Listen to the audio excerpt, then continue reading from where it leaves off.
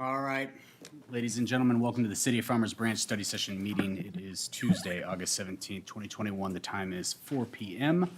We will begin with A1, discuss regular agenda items. I think the only thing that I think we should talk about right now, we'll go around, is I1, consider board and commissions appointments for P&Z. Figure just have that conversation up here real quick so we can have whatever name we decide as we go down, and should make that meeting run a lot quicker. So, Councilmember Driscoll, do you have any thoughts and considerations Yes, for I P&Z? do. Yes, I do. It was just a couple of months back that we had our deliberations about all the boards and commissions, and at that time, I was advocating for Marcus Miller for position on planning and zoning, and that is his first choice, what he would like to do. And I'd just like to say I worked with him on the Citizens Quality of Life Bond Committee, I guess about 6 years ago. I got to know him. We were on a couple of the subcommittees, so we met weekly with, at that time, Andy Gillis and several of the other city staff. And he's very bright. He cares a lot about the community, and from working in those committees, he's familiar with our long-range plans for the parks, the master plan for the east side, the west side, et cetera, and the DART station. We had extensive discussions with that, and met with some of the industrial and commercial property owners, et cetera. But I would strongly endorse him for Planning and Zoning Commission. Okay. All right. Councilmember Merritt? I actually would have the same comments that Councilman Driscoll had, having participated on the same committee and having interacted with Marcus, and that is my recollection of our conversations a couple of months ago as we went through board and committee selections, that he was just outside of those that were selected. So that's Okay. Thank you. Councilmember Lynn? Not sure where I stand on this. I had three people in mind, Jacob Jones, Greg Cornwell. I know Marcus has been discussed in the past, so I think I'm just going to wait to see what everybody else has to say. Sounds good. Councilmember Williams? I would echo the other two as well. Marcus Miller's, who we had discussed before. I was impressed with his video and his willingness to serve in that capacity, so that would be my suggestion as well. Councilmember Ratana? Same. I had Marcus Miller, and then in looking further, I also had Jake Jones, Councilmember Lynn, but I did have Marcus as my first choice, so I would defer to the rest of my colleagues, but I think I would agree with them. All right. Terry, that's 4. Are you good with that? Or I'm good with that. perfect. All I right. think we That's win it. either way. That settles it. He was on your list, so. What? I said, he was on your list, so. that- It was on the list, so I It was just kind of a was runner-up. wavering between, and Yeah. I don't know him that well. I just know what I had read previously, so, but he's y'all's pick, and I won't try to sway you from that. Okay. If I could just add one comment, he is not from my district, and I know that's something we also look at, trying to have balance of representatives throughout the city on the larger boards and commissions. And while I pay heed to that, my first idea is always the best quality individual, their motivation, experience that they can bring to the table. And just wanted to say that. All right. That was really all I wanted to get out of the way, so I'll go back the other way. Councilmember Ratana, anything you want to bring up? Nope. Councilmember Williams? Can we discuss H3 now? We can. Okay. I would like to discuss H3, and not that I don't want to move towards approving that resolution, but with our discussions from our budgetary retreat, I would just like to, I think there's a need, and I'm not sure if this is the right time. I'd like to hear a little bit more from Ms. Mentor on that resolution. Because there is a need with the recreation center. I feel like we're moving towards a full gym, which I personally take a lot of use out of, and I definitely appreciate. But multiple residents have come to me and stated that there's a need with the lack of whether it be programming or space for our older kids, you know, in that age between 8, when they're too old to be in the kids center, or our designated child center, up to our teenage years, before they're allowed to be on the gym floors. So I'd like to just revisit that, and relook at that, and maybe that's something that we can look at with our phase 2.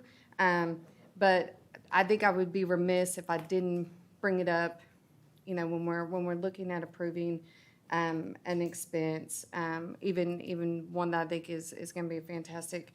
I just feel like we need to be sure that we're covering the entire community, because it is a community recreation center and not a gym that's meant to, one, be competition for local businesses that already feel that need within our community, but also that we're not leaving a big portion of our community out of our planning. So, Mr. Mashburn to address that. He's behind you. Is he ready? Yeah, so the resolution you see there is just for the fitness equipment upstairs, essentially what we have now, just a better upgraded version. So the vote here won't have any bearing on what you talked about, but we did mention that internally, and we're still formulating ideas for that crowd. We do want to make sure we hit that and service all areas. And certainly none of our programming has gone away outside of just an open space team room. But we're still doing the camps, we're still doing gymnastics now, we just restarted. But we can certainly look at that as well, and we'll come up with some ideas and bring those back too. perfect. Yeah. Oh, wow. We can talk about, yeah, we can One, talk about it offline. one other thing, which we can talk about offline, there is, and this is just my observation, there is a wall of televisions downstairs, that are situated behind, squat racks, behind, equipment.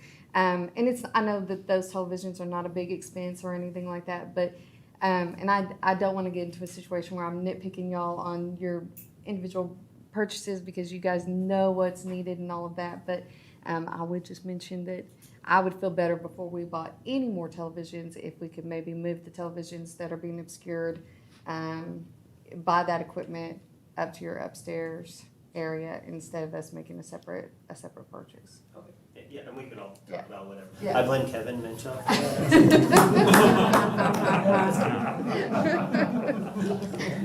think that's a pretty good idea. And again, it is only because I only mention it because I use that space so much, and I love what y'all have done, and I'm so appreciative of the recreation centers, planning on all of this. That's just my personal observation is we do have a lot of televisions that cannot be viewed. So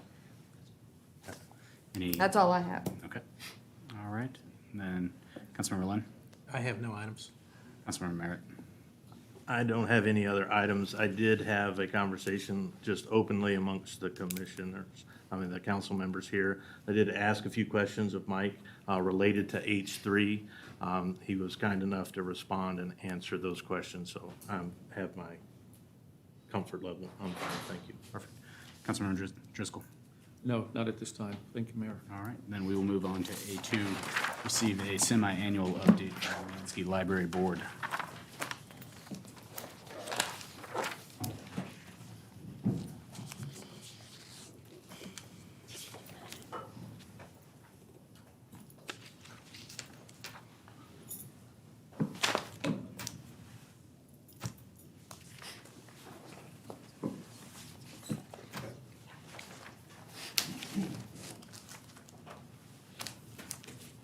Hi, Jennifer Bauer, Library Chair. We want to give you a quick update on what's been going on with the Library Advisory Board. The last update was in November last year. What's been happening? We've been renovated. Very exciting for all of council and Mayor Dye who were able to attend the renovation and the grand opening. Thank you so much for coming and supporting the library. The majority of the renovations have been completed. There's a few things they're still waiting on, such as the circulation desk and the self-checkouts. It was a great success. We had almost 300 attendees on grand opening night, and everyone seems really excited about what's been done. Here are just a few of the building renovation improvements. I won't go ahead and read them all out loud, but the whole library did get a vibrant update, and there's lots of lighting and new makerspace, new meeting rooms, new downstairs study rooms, all very exciting stuff. Here are some quick stats for the library in regards to door counts, active card holders, that sort of thing. You can see this year the stats are down a little bit, but we are still rebounding from the pandemic, and we are definitely on the rise. I mean, when you look at the door count even, it's higher than it was this year. So I trust that the library cards and the other information or the other stats will also catch up as the year goes on. We did just have our first, or a month ago, it was our first in-house story time, and there were almost 50 people in attendance. So the library was missed. And really, that's it, unless anyone has any questions. Thank you very much. Councilmember Driscoll, any questions? I don't have any questions. I was keenly interested in the renovation of the library, as you know, and attended by Zoom some of the library board meetings last year, and I just think it looks great. And I know we're not finished with exactly everything yet, and I've heard a lot of good feedback from people all across the city, and most of us were there for the grand opening of it, and I think it was exceptionally well attended, and heard lots and lots and lots of good feedback. And it was great to see everything from toddlers there to some of our most senior citizens. Definitely. And it seemed like everyone really enjoyed that evening, and it was very well done. Agreed. And I know that visits and readership and membership is also increasing, so I think overall, we've done a good job with this. And the special recognition for Kevin. I know Kevin Munchow, this has been a big project for a long time. I remember when I was campaigning in the last fall in the parking lot, they were working on the roof, and we had many conversations about it. It's nice to see everything built out now. Councilmember Merritt, anything? Jennifer, thank you for presenting, and I too am very proud of what we've accomplished here. I know there's more to be done, and I guess my question would be, are there things on the library board's wish list that could be shared now or in the near future? Yes, most definitely. We had our board meeting, we had one in July, and there was some suggestions from the library board. A few, I'll just run them quickly, like 2 or 3. One of the things I think that the group felt overall is it seems a little sterile of an environment. And so we're looking forward to those upcoming months having some more aesthetics and posters and, things throughout the library to give it a little more of that home haunted quality. The other thing that was not a concern, but was brought up by the library board was, especially those of us who have children, their tables are taken away from the children's area. And even my crew wondered where they could sit, once they got a puzzle, and now that we're back in school and kids are learning and they're coming with their tutors. We thought that would be something we would like to see again and brought back into the children's area. But overall, we're very, very excited about what's been done and the way it looks. It's fantastic. Very good, thank you. Thank you. That's all. Councilmember Lund? I have a couple questions, please. Can you explain what the difference is? You have library cards and you have active card holders. What is the difference? Wanna take that, Denise? Councilman, those were library cards that had been issued for the year, and active card holders is how many we have in the database on an ongoing basis. Can there be multiple card holders at one residence? Yeah, I mean, not, you mean like one With person families. have multiple residences? Well, one residence might have several people who have their own card. Yes, Sure. yeah, Okay, so like all right. Ms. Like my Bauer, for children. instance, Okay, I think so all their these are household not members. exclusive households. Correct, Okay, correct. and so the library cards are the number of cards issued The library cards are the number of cards issued for that. for that time period? Yes. Okay. And do we know how many of those are Farmers Branch only versus Carrollton or some other city? I didn't run those stats for this meeting, but I can tell you the vast majority are Farmers Branch library card holders. Okay. Are we having people from the other cities apply? Yes. Okay.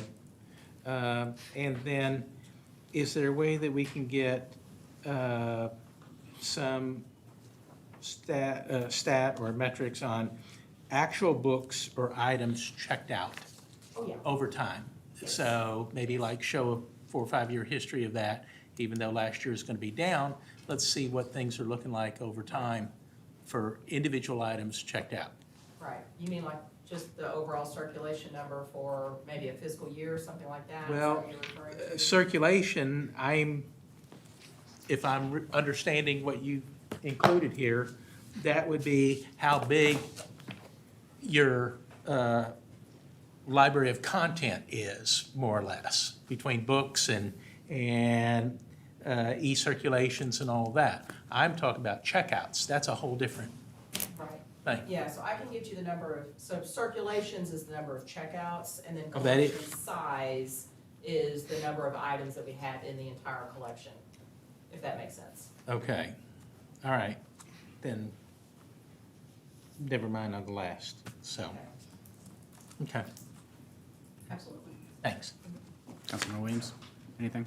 I don't have anything to add, but just to echo what my fellow councilmen have already stated. You guys did a great job with the limited budget that you guys had, and I've gotten nothing but positive feedback, other than, possibly a more convenient spot to drop off, to do drop off, and I know we've discussed that already. So I think it's amazing so that y'all were able to achieve as much as you did with the budget constraints that we gave you. So I'm very happy with it. Councilmember Tom? I will echo that. It looks amazing. It was such a great event. So many people from different ages, backgrounds, what have you. It's great. I look forward to some of the other updates we'll continue to do on the library. So especially in the front area. I agree with the drop off. I know that's something that has been I've been advised from some folks.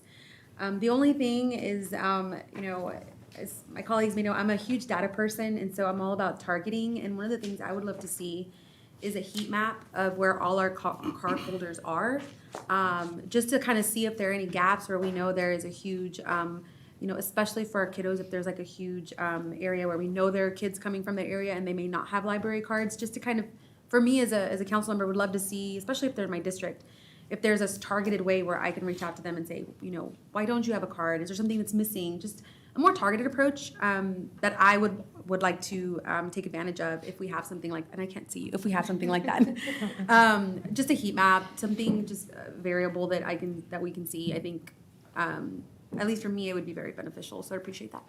But that's it. Great work. We know there has been some rumblings about the book drop, and the library board was concerned that that could be the case when the decision was made to put it over in the corner. So I don't know if those are still being talked about or if it was just more of an initial surprise by the citizens to find that it wasn't going to be a drive up. I know for a lot of us, right, we all want the convenience, but if you have small children in the car, if you're elderly, Yeah. to get out of your car and have to walk. Yeah, and it's something to think about, because I know when we did one of the other renovations in like Highlands Library, they had to do that, move the drop, and they did like, kind of like what the post office does. An outside drop on where the parking lot is, so it actually is away from where the kids are driving for Right. safety reasons, so I don't know if that's Right. something that we could do in the future. I know that there has been discussion about that. Obviously, there's pros and cons to that There as is, well, as yeah. regards to the staff and manning that box and weather constraints. And as far as I know, I don't know if there's any other library that I can think of that has more than one outside drop. Yeah, So, Yeah. again, I'm sure that's something Yeah, that can something be to think about. discussed, but but, thank you. no, thank you. Jennifer, thank you very much. Thank you. All right. Hold on. Next is A3, discuss the city manager's proposed financial year 2021-22 balanced budget. Is it balanced though? Just move the sales tax. You what? Just move the sales tax. I know, just move them around a little bit. Ms. Evans-Jones? As long as there's a positive. Hello, hello.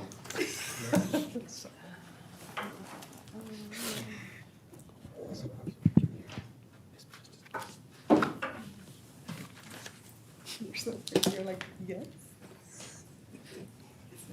In my mind, it isn't.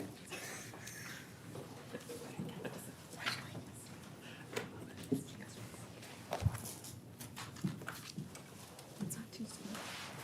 I like about it. Wait, you like sweet though. Yeah, but. Okay. So I have two items to present. First of all, I'm Sherelle Evans-Jones, Director of Finance for the city, and pleased to be with you today. I have two items that I'm going to present, the first of which is our third quarter presentation in terms of how we're progressing with the numbers. This was something that I brought with me to present at the retreat, and in all of my budget demo, I just neglected to run through these particular slides. So I'll cover these pretty quickly, and then we'll get to any updates or changes as a result of our budget retreat. So general fund, and these are all numbers and presentation through June 30th. The first area of note, positive note, is that property taxes are performing better than budget. The way that that can happen is we build our budget based on the current year levy, and we presume a certain amount of collectability within there. But what we are experiencing is past years' collections that are also factoring into this total, and we record those revenues when they are received. In terms of our sales and use tax, this is another area where sales and use tax, in terms of our expectation of 74% through this particular quarter, we are actually a little bit ahead of schedule at 79%. So that's actually doing well. Total of $13 million of sales and use tax, and we still have a few more months to go. So we feel positive about that number. Franchise fees is one of the areas that we've talked about in some of our budget retreats and previous council presentations, where this particular area, our expectations would have been that we would be at about 77%. We are now at a total of about 69%, or $2.9 million. And that has to do with that change in legislation that allows for certain franchisors to pay us based on a single fee if they have multiple streams. That changed after we developed this budget. Another area of discussion, so our license and permits is still, pushing ahead. That's a number in terms of our expectation compared to budget is doing very well. And it's also, when you look at what it did at this same point last year, it's still doing better than last year, so that's positive. Charges for services. At our expectation would have been 72%. collections at this point, we are lagging behind in that area. The main, charges for services encompasses a lot of different things. One of those areas has to do with some of our reduction of offerings and classes for parks-related items. But we also have, as those revenues are declined, it also has a decline in some of the expenses of paying some of the instructors as well on the expense side. And speaking of the expense side, dropping down to look at some of those expenses just at a high level on general fund. My mind, the way I evaluate this, recognizing that each one of these areas has a budgeted line item that's kind of the stopgap or the catch. We tend to look at them at this point of being about 3/4 of the way done. And as you can see, in most of those areas, they're trending behind that particular expectation, recognizing that some of those areas might be underspent at the end of the year. But, we built a budget based on what we thought were reasonable and overall expectations. Pushing ahead to the enterprise fund, which encompasses our water, sewer, and stormwater charges. This, as you know, June 30, 2021 compared to June 30, 2020, there have been no changes in rates. So what you're seeing in terms of number differentials may be a difference in consumption, or a difference in households that are receiving service. So you see us trending ahead of expectation in all of those revenue line items. But when you kind of compare to prior year, especially given that we're looking at $20 million of revenue, we're largely in line with where we were prior year. And that's simply because, like I mentioned before, the rates have been unchanged in comparison of those two periods. Last thing I'll mention here with the enterprise fund, our largest line item in terms of the expenditures relates to water sewer operation. That's where all of those contracts are that have to do with us paying for water services, paying for sewer services, et cetera, that are provided. That's also where a good number of the transfers are housed that move money into our non-bond CIP and certain other larger funds that handle CIP items.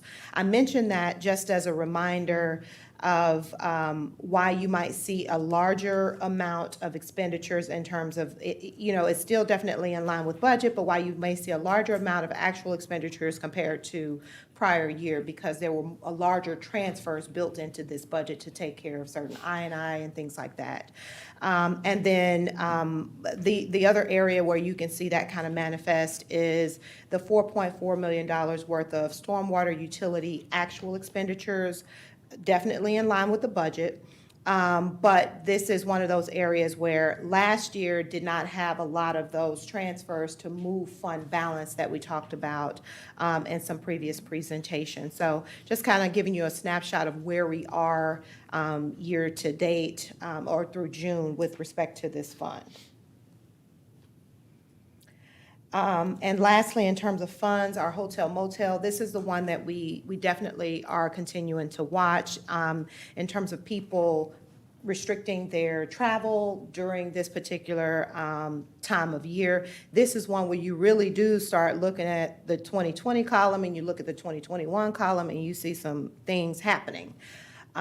This is, just bear in mind that the 2020 column has 6 months of no COVID, 3 months of COVID period that started to happen about March 2020 on through June 2020. So you can kind of see that. And then this is one that has predominantly dealing with the impacts of COVID and the lack of travel, et cetera. This is a fund in particular where the budget was established to allow this fund an opportunity in terms of the use of some of its particular fund balance. So it's always been a part of the plan for this particular year to allow this fund to use some of its fund balance in this difficult time so that we can kind of move forward. And the last thing that I wanted to mention is just giving you a look at, an overall look at our investment portfolio. As you may recall me talking about in previous presentations, we hold our investments to maturity. So at any given point in time, when the camera lens opens and the snapshot is taken, you may have a situation where book value exceeds market value exceeds book value, but as you can see by that long number of days that we hold to maturity, 250 days is the weighted average of this particular portfolio right now. We do hold those investments to maturity such that any unrealized gain or loss that you have here is going to be mitigated because we wait it out. And with that, I'd be happy to entertain any questions about the third quarter presentation. Cheryl, can you go back to general fund for just a minute? Sure. Just want to make sure.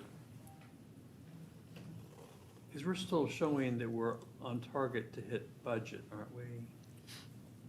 Overall, on which line items or? Just overall. Yes, in the revenues. we're trending because, for instance, if you look at revenue overall, 85%, and we're a little bit ahead of that. Okay. So you have ones that, like property tax, that are performing ahead of budget. You have ones like charges for services that are performing behind budget. But overall, I'm blending out and I'm coming right just about on the money in terms of the revenue expectation. So my concern is the 66 million of revenue generation with 69 million in expenses.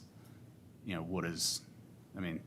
looks like it's 3 million on the adjusted down. And then when I looked on water and sewer, I know that there was a carry forward from last year, but that looked down 2.7 as well. And so I was just, maybe I'm not reading it correctly. This is my first time, I guess, seeing this.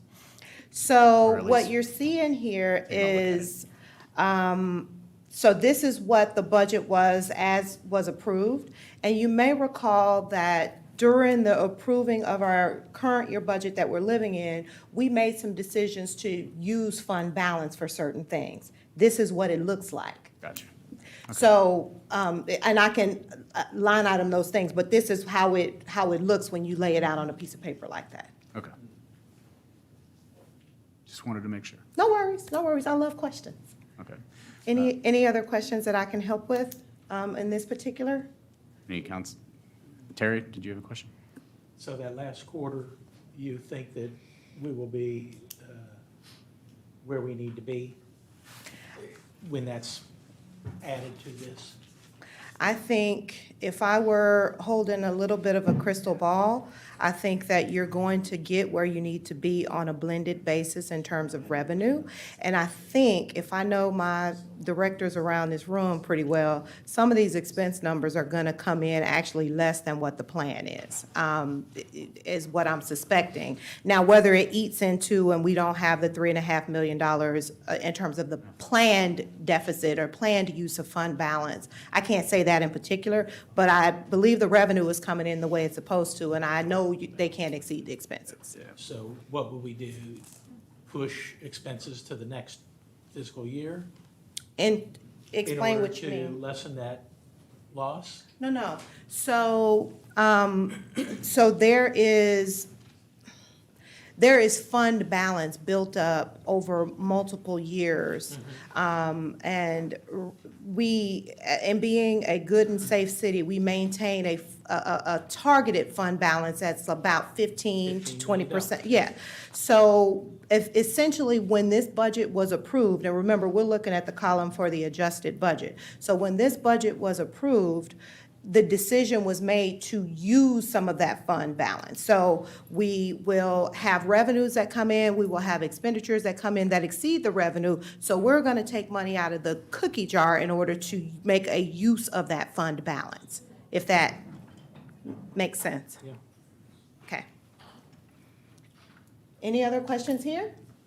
I would just point out that your actual, though, year-to-date has you actually in the reverse, so you're actually. Right now, yes, when the I mean, I land's know open, you've got yeah. invoices coming. Yeah. But it looks like, revenue-wise, it looks like we're We're tracking the way we're supposed to. And I just know my people here, they're not gonna leave this number low like this, so, Okay. So, we're going to, let's see where you went.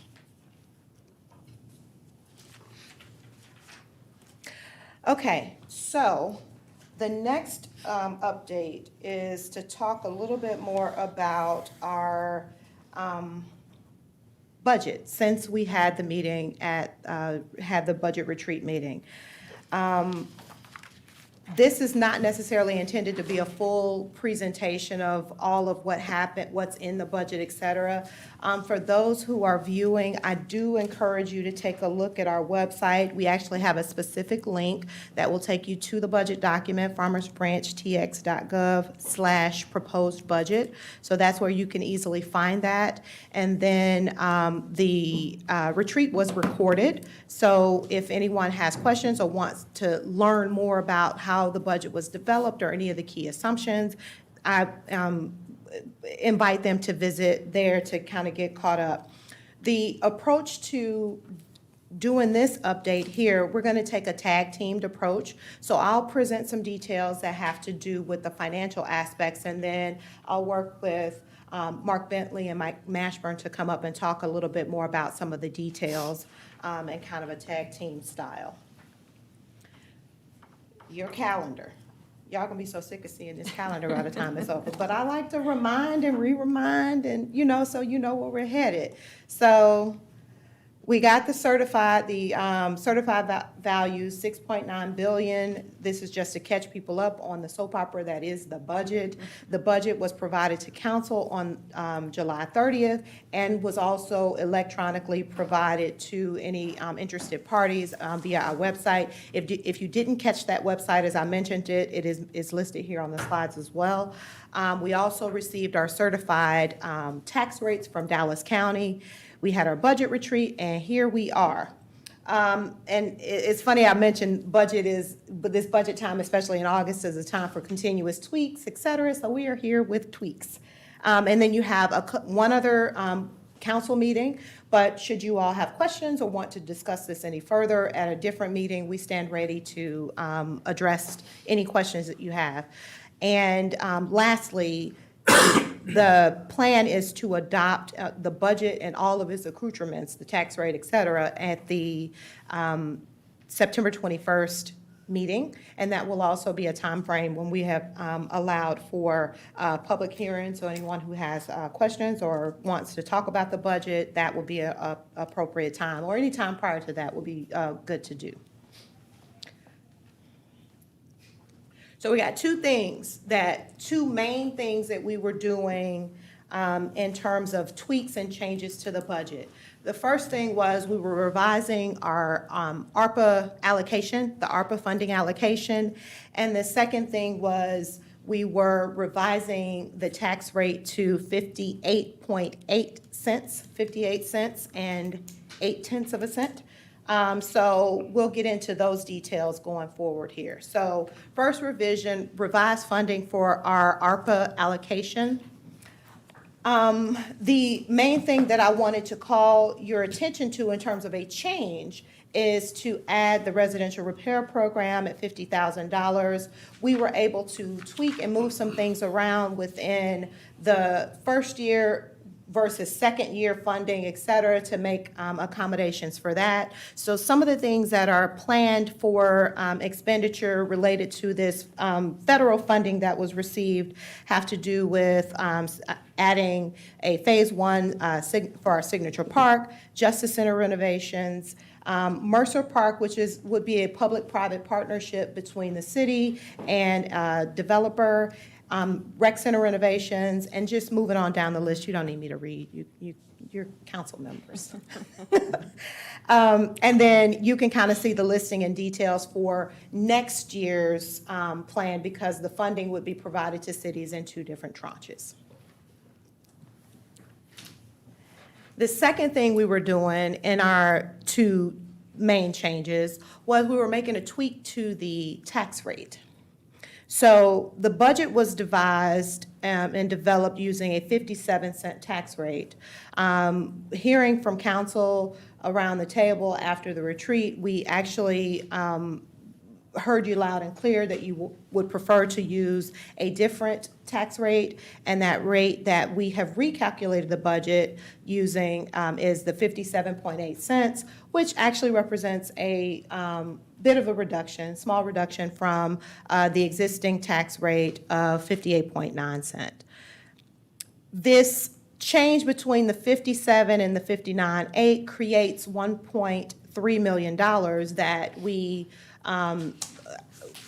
this is the plan for how that might be used. So additional street projects for $600,000, that creates an additional transfer to move into our CIP fund to be able to enable that. Parks Master Plan for $600,000. Monument sign, so I have an asterisk on that, because if you add 6 plus 6 plus, you kind of, like, it's too much, I know. So the asterisk on that is that basically the monument signs are in, and because of adding the Parks Master Plan, we've been able to shift some line items that were on the CIP that amount to 100,000 off. So this and this note down here, net, don't add that in. I know y'all start adding. And then the last thing is creating additional economic development funding. Last thing I'll mention on this particular section is that we also heard you loud and clear that we wanted to make sure that our police had, especially given the amount of time that it takes to hire, that we wanted to authorize for 2 additional overhires. So that will be authorization for a total of 6 that has been added. Can I ask him, where has that been added? Which bucket? So the police it would be in the police budget. Well, if it's a And balance, the overhire and you may want to. I'll explain that.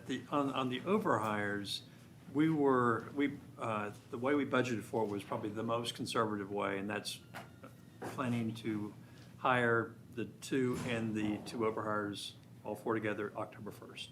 That's not going to happen. And so, and looking at, possible retirements during the year and vacancies and all, I felt that we could accommodate the 4 overhires within that existing budget. Another way to do it we could have had 4 overhires based on 6 months out of the year hiring. But I believe that we can accommodate that within the existing budget. There's no way that we're going to hire 6 people come October 1st. So that's how you can see 2 more additional overhires without a budget impact. Gotcha. So you're expecting attrition? You're expecting to lose 2 police Plus some officers in of this coming year? Oh, yeah, at least. Okay. So whenever I go through my seniority list and look at who has what tenure, it shows their tenure here. It doesn't necessarily show what they might have worked somewhere else in the TMRS system. So we put those 2 together, and within the next, I have 6 people who can walk out the door today. Okay. And then within the 2-year period, I have 11. So they could choose. Over 2 years. They could choose in that period of time to say, okay, I'm done. Will they? There's no way for me to know, but in trying to plan for this, the ability for them to leave is there. And just for us to recruit, right now, we're always chasing those officer positions, so feel very confident in what the chief and Charles are saying. It just takes us too long to get them. Other questions? So with that, once the .001 is about 70,000? The difference between our existing and She rounded it to 100, but yeah. yeah. I mean, do you go up and authorize more hires? I didn't hear what you said. Do you go up, leave it where it is, and authorize more hires? If there's a potential loss of 11 over the next 2 years. Over the next 2 years. Over 2 years. So you've addressed half this year. The expectation for us would to be addressing other half next year in the next budget cycle. Not as true. quick as you think. Are we, I Yeah, understand, true. but we're already deficit of officers at the moment, correct? So can we add that number into the discussion and remind us what the current deficit is? Right now, we're hiring for 4. So we have 4 in the academy.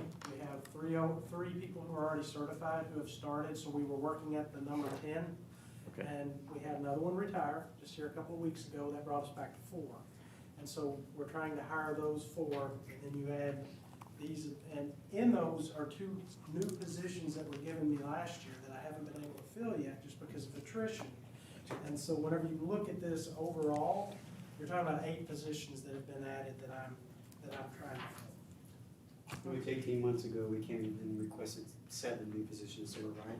And keep in mind, how many positions do we currently have bodies for that are not on the street? That are out on, I'm not talking about. Wait, that are- 13, that are total either- of 13. So that takes into account people who have been injured on duty and who have long-term recoveries, knees blown out, you name it, other health issues. And then you have people that will go out on FMLA for 6 weeks at a time for childbirth. And so those all kind of factor in at any given time. It's kind of a rolling number for us.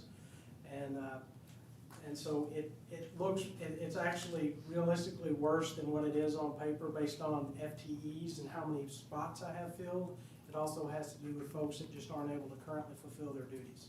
But you have people on military leave that might be coming back. You have at least one on administrative leave that might be coming back. So Correct. it's constantly. Understood. changing. Understood. Yeah. Just food for thought. Well, I agree with that because even what you just said about the attrition, we're adding 2, but then 2 of them retire, so it may end up being a wash. So I would rather us use those funds to add another FTE because even with what's going on, military leave may continue, we don't know. And so I would like us to, personal opinion, to go ahead and keep the rate and really use those funds that we have the opportunity now, to your point, Mayor, to try to fill what we need to fill, because we don't know if we're gonna have those later. So you said you would like for us to keep the rate and fill the position, so are you proposing that we now- just keep it at the, The 70? thought was if you keep it at where 78.9. 589, do you use the difference between the Got it. 588 and the 589 to get as Fine. many extra hires in the So police that we can? make it 3 and 4 is what that would be. That would do. Yeah, Okay, That's a thought. counts. just, I'm putting that out there. Just, And I honestly, in looking at this, I would, in our meeting, Charles, I know I talked to you about having more money in economic development, especially what we're trying to do with our Renaissance project. And I know, Mayor, you had talked about during the budget meeting to add a little bit more, but I just want to make sure we're comfortable with that. And I know that, Charles, you talked about some other, like, where the sale of the fire station, which will bring more money that will go back to economic development. But this may be something that I can add to the next agenda item, is maybe have Allison talk about the plans for that economic development more strategically, to really make sure that we have what we need to, for the future, especially with the DART station plan and all of that moving forward. Like, again, I would rather put a little more money into the economic development bucket if we decide to keep their existing rate and take a little bit off of streets and parks. Okay.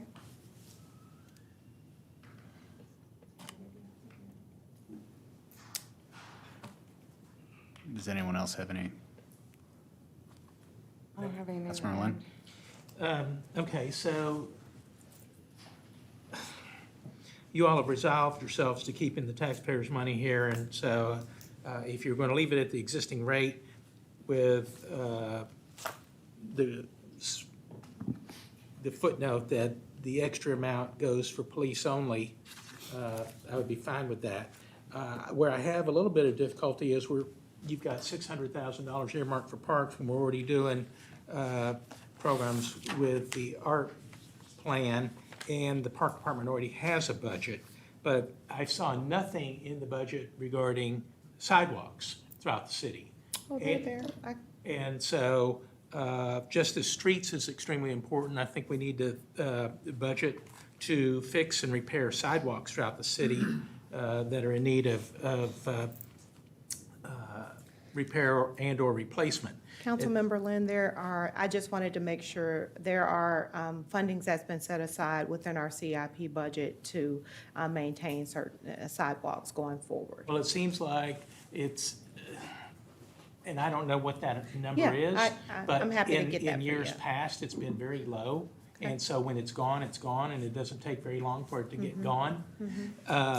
So perhaps having maybe a little bit bigger budget so Got we it. could make more repairs throughout a larger portion of the city might be more worthwhile at this time. I would really like to see that happen. The other thing I wanted to know about was with respect to hiring all these people that we're talking, the 9 that Charles mentioned in the meeting, and then the overhires and whatnot. What is our current unfunded pension liability, and what would it increase to with the addition of these folks? Because I don't know if I'm reading this correctly on the expense side of things here from general revenue. So I can gather that number in terms of any unfunded pension liability, but to somewhat answer that question, when we calculate the total amounts that are added into the budget, we do go about, it's not just salaries, it's all of the other components of making a hire. So the cost for retirement has also been factored in, and those are, we're providing you with a fully loaded number that encompasses all of those things. Well, yeah, I would hope so, but I just want to know what those numbers are. Okay, we'll provide you, In terms of the retirement liability, that's going to be a number we can't provide you because that depends on the age of the employee when we hire them and how many years they might already have in a retirement system, and we don't know what that is. Understood, but we always have a liability out there. And based on, if you looked at today, what would we need? Okay? The liability will go up if you hire 10 Yes, more people. and Absolutely. every time you hire somebody, that liability is going to increase. Correct, but it really depends, I mean, I guess we could assume that somebody is a certain age and see if we can calculate that. Anyway, it won't be a precise number, but we can kind of ballpark it, I guess. Okay. yeah, and we can tell you what, the number that I was referring to that we can gather is our amount that has been disclosed in terms of the percentage of Percentage. unfunded. And we've had you that in know, the past, yeah. that's what I'm looking for. Okay. Yeah, so we can Okay. get that for you. And then the last thing is, you know, the dollar chart, the dollar you used to put out that was broken up to show where all the, can you do that again? Yes. Okay. Would you, At we when- can provide when it it's at the when it's conclusion of the, approved. yes, because I That's was like, I print That's all I one have. for you and it'd be dead, you know. Okay. Thank you. Does anyone else have any additional comments? My thoughts right now, as I mentioned it when we concluded the budget retreat last week, I was open on the tax rate depending on, you know, all these moving parts. And I think the rub is going to be, no matter how much we allocate for over hiring in the PD department, I mean, it's going to be finding the people, screening them, getting them through the long lead time on training and everything, and that's a nationwide problem. And so, I mean, we can tweak it a little bit, you know, and if we can hire more, I'm for that, for sure. And we never know with attrition, we never know with other things. And there are people, as you said, Charles, that are on leave, maybe coming back, et cetera. We can't always fine tune this, you know, and know exactly what's going to happen. But the city's doubled in size over the last few years, and we need more officers on patrol. And of course, I know they want to add more to crime prevention and solving, you know, outstanding crimes and things like that. On the other hand, if we use that ARP money to ramp up and increase, you know, for streets and kind of accelerating the street rebuilding plan and the Parks Master Plan, which would include sidewalks and everything, I would be definitely for that.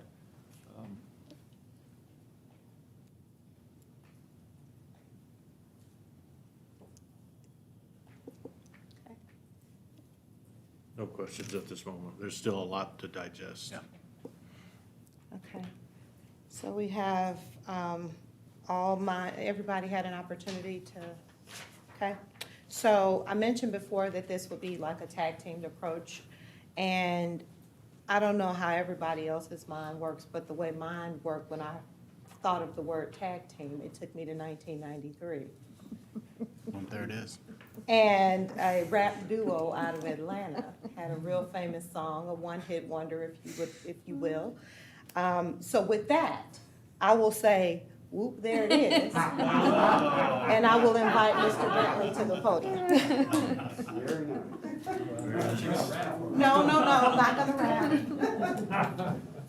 That's gonna be your walk-up song. I know. Everybody has a walk-up Don't get me song. wrapping up here. It's yours. They all need walk-up songs. I may be Everybody. wrapping it up, but not wrapping it. Anyway, Mayor, Council, Mark Bentley, Director of Public Works, I'm here to, I guess, go over the street program now that we are gonna be post-bond here in the next year. Basically, just wanna go over kind of first a little bit of history of what we've done through the bond program. First of all, just let you know, our aging infrastructure, we got an average 50-year-old infrastructure out there that we're trying to deal with. We're going through the bond program, we're doing some reconstruct, very little reconstruct, but most of it is revitalization of the streets, not complete rebuilds. The total lane miles for the city is 435. Now, a lane mile is every street basically it's looked at differently. Residential streets are 2 lanes. Collectors are 3 lanes, and then you've got, like Valley View's 6 lanes. So we look at it on a lane mile type layout. The bond program, lane miles that have been completed to date is 90. That's 21% of our overall streets. The bond expenditure, 2015, 2021, actually it started in 14, I made a mistake on that one, is $25.4 million.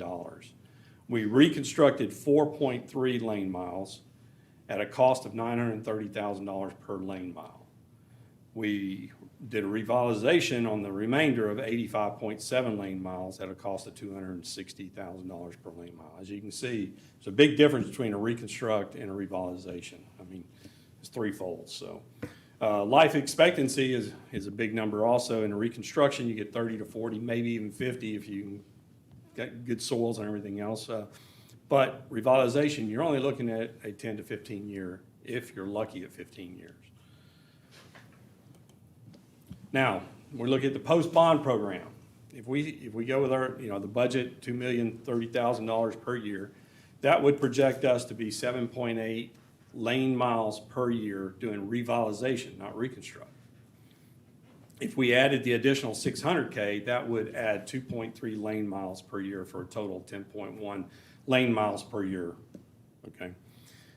If we kind of project the next 10 years down the road, right now we're looking at approximately 40% of our lane miles are needing some type of repair. Now, that's not, complete redo or anything, but just needing some type of repair as we go forward. I will let you know, our streets are in the greatest condition as compared to a number of cities out there. You drive our streets, you go drive some other streets, some other cities that I've been in, we're exceptional. So we have done a really good job of maintaining our streets, although if we want to keep that level of service on those streets, we have to start looking at these numbers. So if we're looking at 40% of our lane miles needing to be repaired, that's 174 lane miles. At the cost of doing a revitalization, that's $45 million, and that's in today's dollars. To do those with using the 10.1 lane miles per year, it would take us, to do the 174 lane miles, it would take us 17 years to complete. All right, revitalization cycles every 15 years, if you're lucky. That's on the conservative side, okay? Really, you're probably looking at more like the 10 to 12 years, you're probably gonna start seeing something. Reconstruction cuts those lane miles into by 1/3, of course. But if you start thinking about where we are today, we've been in our bond program for 9 years now. So if the money we're getting to do all what we need to do is gonna take 17 years, we're gonna start cycling those streets back in here shortly are the ones that we've already spent the money on the previous bond. They're gonna come back in, and we're never gonna get ahead. Matter of fact, when I found out today that one of the comments of the firm that did our evaluations, when they looked at our ratings of our streets and everything, they told us, because we were talking, how much money we were gonna put towards it and this and that. They made the comment, they said, for every 10 years, if you put $25 million into every 10 years in doing your streets, you'll never get ahead. You'll always be behind. So that's something that they said, it would take 50 million to get ahead, to just jump ahead of everything and be ahead of the curve. $25 million every 10 years, which is what we've done on this bond, only just, it's just a Band-Aid, really. So, with all that said, I'd just like to say, we really would appreciate the $600,000 to get us ahead of the game. If not, that 17 years goes to 22 years at $2 million a year. So we're already another 5 years behind. So I'd be glad to answer any questions y'all may have. I hate to paint a dreadful picture, but it is what it is. Anyone have any questions? I don't have a question, but Mayor, I think your slow roll with the mayor needs to be more of a plea for us to bike more. That's what I think. No, I just want to reiterate again, I think for us to kind of use this opportunity to really invest in our future is going to be way more beneficial for us than to have to spend even more, 10 times more money with issuing bonds. And so I think we have a very unique situation. And I'm one too that voted 2 years ago to, along with Councilmember Lynn, to keep the rate because we wanted to make sure that we invested in our future because we didn't know what that 3.5% statute was going to give us. And so, and what's happened is we've reduced the rate the last 2 years, but I think we're in a very unique situation for us to really pull in some reserve funds for us to be able to really, truly look at the next 5, 10, 15 years as it relates to our infrastructure. And I know we're spending a lot of money on parks, but that's because we are a city and a park. And that's why so many people are moving here because they look at our assets, but also parks age. And also innovation happens when it comes to parks. And so I think we also, and I think I'm getting Mike ready for his presentation, but I just want us to really think about that, the future funding. And that's why, even at the state and federal level, we have these reserve funds for a reason. And we are in a unique opportunity. So I'll just keep saying that. Thank you, Mayor. Well, I'm depressed now, and so as I did my job. I know. So this is my first round with City Council, and this is my first look at these numbers. And I know it's daunting to look at a number where you're never going to get ahead. I've looked at that. I look at that every year in my own practice with aging equipment, and it becomes a little bit of a beat down. So anytime that we can jump ahead and help with aging infrastructure in particular, I think we should. So yeah, as I said before, I don't think that reducing the rate again right now offsets the benefits to our city infrastructure and our ability to help fund things as depressing as this. So. Anyone else have any comments? All right, Mark. I'm thank sorry. you. I said Mark. Thank you. Oh, I'm done. Okay. Well, wait a minute. Whoop, there it is. Love it. I thought we were going around. but- No, I just blanket asked. All right. All right, I got the beatbox over here. That's fantastic. Mike Mashburn, Director of Parks and Recreation. Retro, vintage, throwback, very popular these days. Very good. It's not popular in parks, and that's the issue. So I'll pass this around. Those that were on council, great, thanks. Those that were on council last year that approved the Parks Master Plan, this sheet was in there. The highlighted items are what we've already done, so we won't worry about those. But the other items were identified by a third-party consultant as needing repair along these timelines. So these aren't my numbers. I didn't put these in there. This was from a firm that's been doing this over 40 years. And so that comes out to a little over $600,000 a year to adequately replace current infrastructure in the parks. A little background, we did this study a while ago. When I came on, we were being funded at about $50,000 per year to replace park equipment. We did our research, we put together a master plan, and we found that that was woefully inadequate. And so we can continue down the $50,000 a year path, and we'll continue to have vintage throwback parks, dolphins that people don't use, structures that are probably unsafe and unsightly, or we can reinvest in this. And so, Councilman Lynn, to your point, yes, a lot of money's going into parks, but it is to innovate, as Councilwoman Ratana said. And so you'll see some of that coming along, but this is just to maintain what we currently have at the current level on the replacement plan that should be done. So a lot of stuff on there, a lot of stuff to digest, but that's why the $600,000 number was thrown out there. So I'm pretty easy and quick, unless anybody has questions, and everybody's hungry too, so. I only have one comment, and that is, I know that retro is not always best, but that dolphin was awesome. I know, oh boy. You know, it's either, it's a love-hate with people Yes, out there, it yeah. is. It is. We'll auction off the next one. All right, perfect. Does anyone have any questions for Mr. Mashburn at this time? I do. Go ahead. Has there been any discussion or thought about, in maybe one or couple of our parks that get a lot of use from children, adding a splash pad, like we have at the dog park, for example? Funny you said that, yeah. So that's something we've discussed internally, super popular. Anytime I go to a park, there's a splash pad. My daughter's in it, doesn't matter how cool the play structure is. So, yeah, we've actually talked about that with the Signature Park. And Mayor, I know you'll like this with the sustainability angle. There's some that you can do, the issue before was treating the water. It was either you have to treat it like a pool or just let it go to waste, right? You can reclaim this water and use it for irrigation now. So there's ways that nothing goes to waste. And so we're looking into that. We're applying for a grant right now with the Signature Park. If we're awarded, we can be awarded up to $750,000. That would be an addition that we'd add to the Signature Park. We're also looking at pending residents, Mercer Park, if that's something that they want.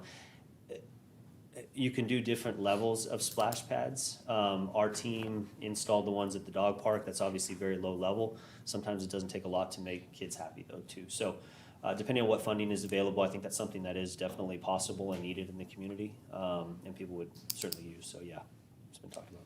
About what did the splash pad at the dog park cost? Just ballpark? So, hate to get everybody excited, right? But because our team installed that, Right. so we just ordered parts. I want to say, off the top of my head, I mean, I think it was about $25,000 for the materials for the two different sides, and our teams put that in.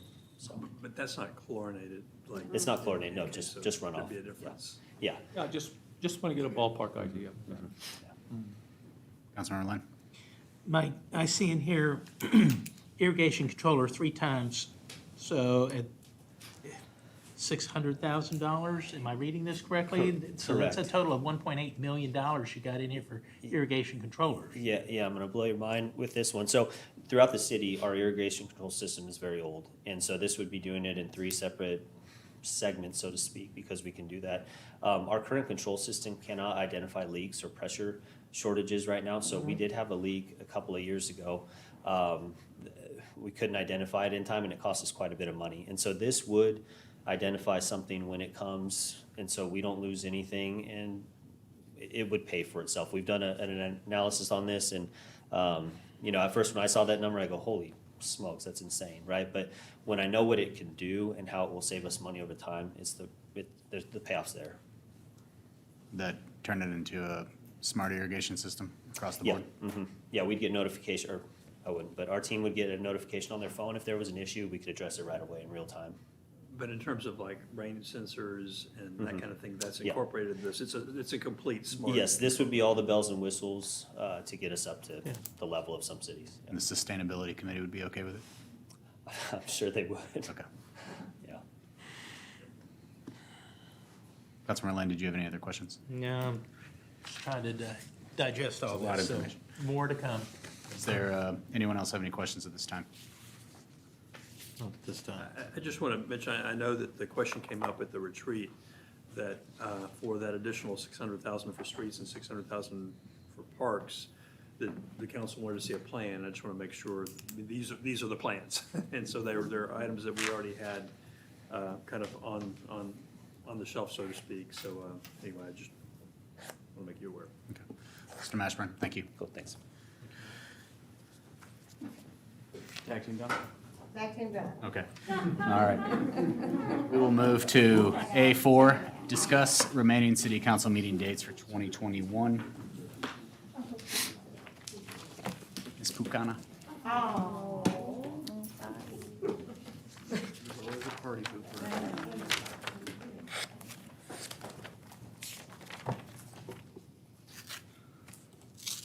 Mayor and Council, Amy Pukana, City Secretary, here to talk to you about our remaining 2021 dates. In 2016, we passed a resolution that allows City Council to meet on the first and third Tuesdays, except where there is a conflict or an event or holiday. In September, it looks pretty normal. First and third are our council meeting dates, and then we have a holiday on the 6th, and we have board chair lunch on the 15th. Not real issue with September, but I want you to look at October. In October, normally we have National Night Out on the 5th.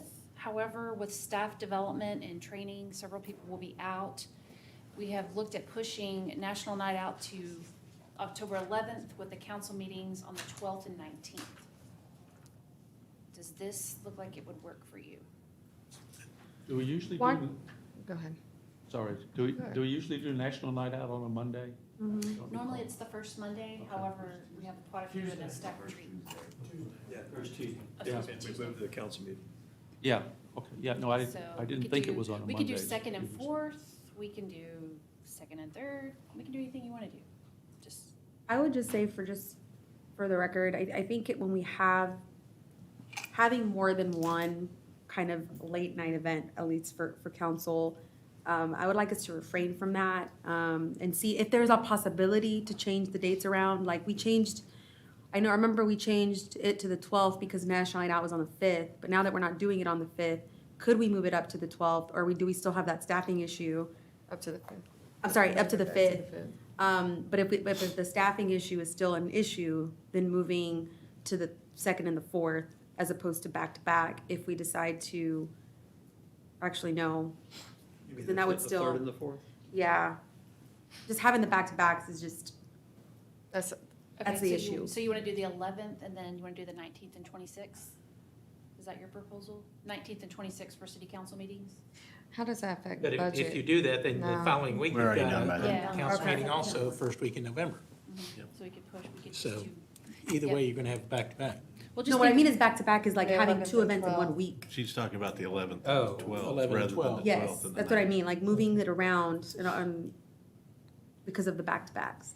So is the 5th is, we can't do the 5th? We cannot do the 5th because Okay. of short staffing and staffing development, and the ICMA planned the conference the same week, so people will be gone.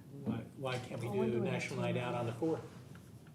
Say, it's that whole week, it's Oh, like. it's that whole week, Mhm, okay. Yeah. How about we just do one council meeting in October? That's always an option.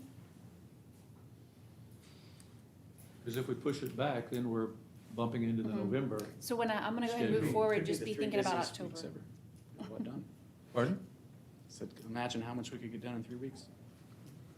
So in November, if we did push that date back, Terry Lynn's right, Councilman Lynn, November 2nd and 16th are the first and third, so we could adjust if we need to for one meeting in October. And Amy, I know we only had one meeting in December last year, but didn't we only have one in November as well? We've We done did. that, mhm. Yeah. If everyone So has. that's always an option too. Because we have the 25th is Thanksgiving, 26th is the day after. If you're gonna have back-to-back meetings in October, you may wanna reduce November down to one. I would So- just like to avoid the 11th and 12th Okay. together. Having National Night Out, and then doing city council the very next day is just, A lot. We could That's try a lot. just the 19th. Is that, I'd have to check with. What if we just don't do a study session on the 12th? Columbus Day as well. Is that a holiday? Does it, I'm sorry. Well, if we only have one meeting in October, is that gonna screw up PNC? That's what I was thinking.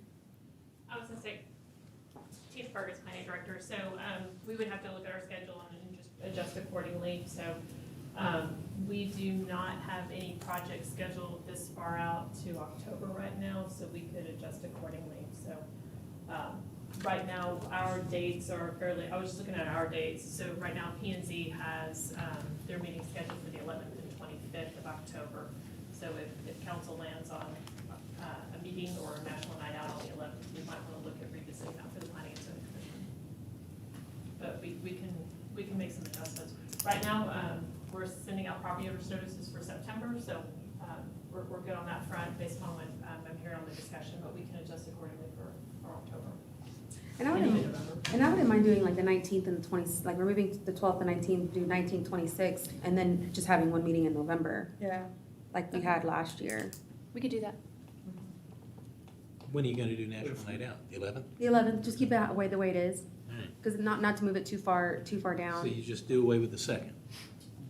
Do away with the 2nd, yes. Yeah, so we'll But scratch. if we've the- already got September set, and there's not any problems or conflicts with that, we've still got some time, to look at what we might be dealing with in October, so we've still got a little time, I think, to, Well, people need to plan. well, I understand, but If we're gonna thinking of doing away with it, which is probably a pretty good idea, I would just sooner we make that action now. Just push it. I would just like to give staff more time sooner rather than later to plan for that. But, So we could do the 19th and 26th And get rid of the 2nd November. and get rid of November 2nd and just do November 16th.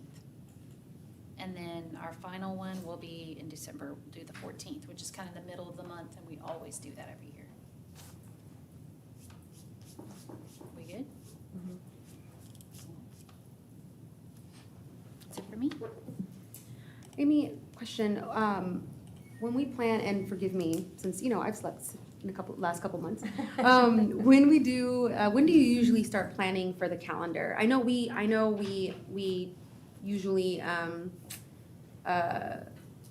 it goes through I think it's usually a consent item in our agenda and we vote on it, but when do you start planning for the year, for the calendar? I actually have it drafted, so I was thinking about bringing it to you maybe in October. Okay. Would that work? I have it Yeah. drafted. Yeah, and, It's 1st and 3rd, unless there's a holiday. yeah, I think it's mostly like those last minute changes where then it happens to where we have like multiple things. And then I think, especially when you're newer, sometimes it's like being able to understand whether those things are able to be a little, malleable to where we can make those changes. And so, I think if there's something where needs to happen, and I think the sooner, and I know you do a really good job, but it's just those back-to-backs that tend to get really hard, for us from a work perspective, but yeah, I think October's fine. Okay, I'll bring it October, the first meeting in October, and then let you look at it, and if you need to change anything, then we're happy to do it. Once you agree to it, that's what we push out to planning and zoning, so it's real important to kind of lock in those dates sooner than later. I would just ask, before you bring that to us, that we not do retreat the first week of school. That would be the only thing. Would you prefer for it to be earlier or? If it's easier for you, whichever's easier for you. If it's easier, I would think for you, it would be easier to do later than what it would be to do earlier, because y'all are having to wait, for, certification. So, so later is fine with me. It was tough to not be at home during first week of school. We'd have to, that might be something to look at for the month of August, because the problem is you had council meetings on Yeah. both sides. Yes. And kind of what I'm hearing is you don't want the retreat the same week as a council meeting. And then I know Does it count that, as a council meeting? yeah, because so I have a council meeting on Tuesday and then retreat Wednesday, Thursday, and Friday. And I know there's also been a discussion about should it blend into the weekend. And so Yeah. those are all conversations that, y'all might wish to talk about. And maybe when we talk about that, we talk about it in October to really pay attention to those things. Because I agree, we did talk about the end of the week. But then maybe, if we do have a retreat week, maybe in August, just having one meeting in August and then the retreat, as opposed to the retreat and then 2 meetings in August. Yeah, the problem is that with budget and tax rate adoption, sometimes you have to have, you have to have at least 2 in August and 2 in September to make it work. Yeah, you're right. Yeah. Yeah, I thought about That may be able, We can't change the schedule for DCAD. August is not Right. as critical. Yeah, no, that makes sense. We'll get it figured out in October. Thank you, Mayor. Thanks, Amy. Next, A5, discuss future agenda items. Councilmember Driscoll. I'd mentioned a few meetings back, I wanted to have a presentation discussion about smart cities, and I'd like to still have that this year, this fall, and I'd like to also, we could be with that study or a separate one, looking at affordability of housing and attainability of housing, which we discussed somewhat at the budget retreat last week, and what that means for our city. That's all I have. Councilmember Merritt. At this time, I don't have anything. Thank you. Councilmember Lynn. Councilmember Williams. I don't have anything. Councilmember Rotano. Nothing for me, sir. All right, we will go ahead and recess until our regular meeting. Time is 5:20.